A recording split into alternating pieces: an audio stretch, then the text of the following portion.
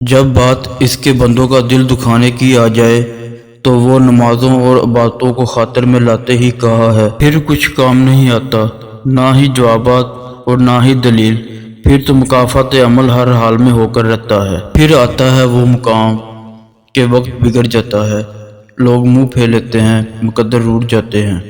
پھر انسان خود سے بات کرنا سیکھتا ہے، خود سے باتیں کرتے کرتے اللہ سے باتیں کرنے لگتا ہے۔ گفتگو میں اس کی ذات شامل ہو جاتی ہے تو ہر لفظ ہر ہاں میٹھی لگنے لگتی ہے، اور پھر وقت سدھرنے لگتا ہے، لوگ قریب آنے لگتے ہیں، مگر تب ان سب کی طلب ہی نہیں رہتی۔ اللہ تعالیٰ فرماتے ہیں، تو کرتا وہ ہے جو تو چاہتا ہے، پر ہوتا وہ ہے جو میں چاہتا ہوں۔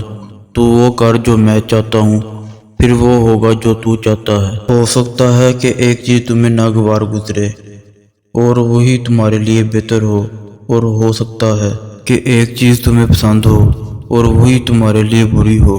اللہ جانتا ہے، تم نہیں جانتے۔ اللہ کسی کا مایوس نہیں کرتا، اس سے مانگتے رہو، ایک دن یا تو وہ تمہیں عطا کرنے کے بعد پرسکون کر دے گا، ورنہ اس احساس سے بے نیاز کر کے مالا مال کر دے گا۔ بس یقین رکھو اس رب پر۔ کائنات میں کوئی اتنا شدت سے کسی کا انتظار نہیں کرتا جتنا اللہ اپنے بندے کی توبہ کا کرتا ہے۔ زندگی میں اگر آپ کے انتہائی عزیز اور قریبی لوگ بھی آپ سے دغا کر جائیں، آپ کے خلاف ہو جائیں، تب بھی اگر آپ صبر سے کام لیں اور اللہ پاک پر کامل بھروسہ رکھیں تو اللہ پاک آپ کو وہ مقام عطا کریں گے کہ زمانہ دیکھتا رہ جائے گا، اندھیر نگری میں روشنی اور نور کے خزانے آپ پر کھول دیے جائیں گے۔